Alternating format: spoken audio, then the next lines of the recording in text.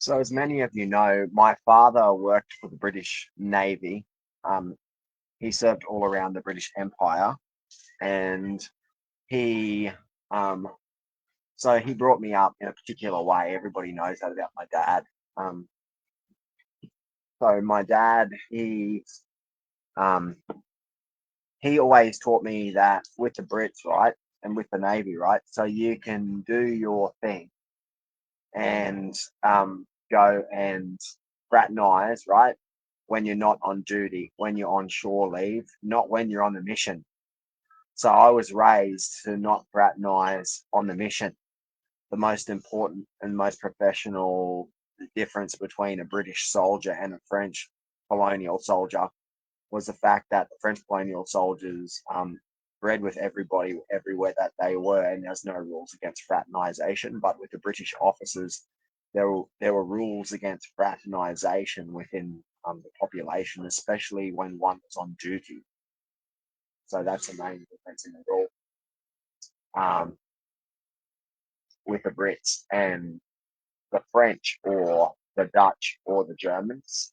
You see, the Dutch and the Germans bred with the Samoans and the Indonesians and stuff, but the British people here didn't really commonly interbreed with the British with the local population, right? When they did, it was outside of their duty as an officer. So if you understand the concept of fraternization, okay, and that's what I'm calling out. So here they do institutional trafficking, like we've been speaking about, like Kevin Rudd has been called out for 116 times.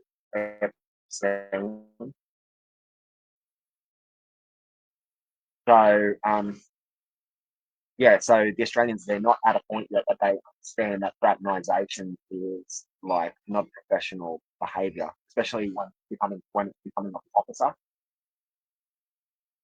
So yeah, Pete Hegseth and the Department of Law, I want to send my regards out to you. And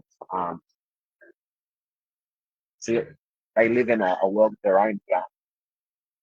Okay, so we're talking about professional conduct, fraternisation, okay, girl bosses. So you don't think, how do I make the Queensland government look? She doesn't think. Terry's being sued. I want to be sued too. So, as I said, the problem is colonial behaviour, the colonials' behaviour. So the French were kicked out of Vietnam because the French officers, they couldn't conduct themselves professionally.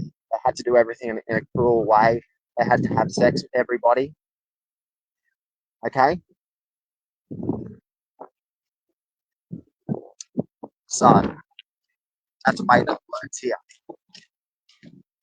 So British, we don't fraternise, we don't fuck around because like we actually care about our reputation as an officer.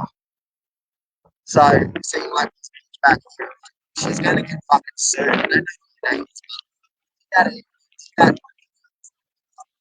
you saw that I was broadcasting and you've deliberately started to use a machine beside my head because you're told to do it. Look, it's perfectly quiet. There's nowhere else. And there was like 10 million things that she could do in the park, but walk up with that thing and do that. So this is democracy. What don't they understand about broadcasting a democracy? This is a fucking democracy. What don't you understand about democracy? So, as I said, you can't make false accusations against somebody and not publish. Like, you can't say you're a rapist and go, okay, I'm a rapist. Who did I rape? Oh, we don't have anybody. We don't, there's no one that rape anyone, but like, admit that you're a rapist so we know who you raped. Admit that you're a pedophile so we know who you fucked. What is their fucking problem? See, Anthony Albanese, this is a Labor Party person back there doing that shit, dude. So I was talking about professionalism of officers, right? You see that bitch there? She just went and fucking did that.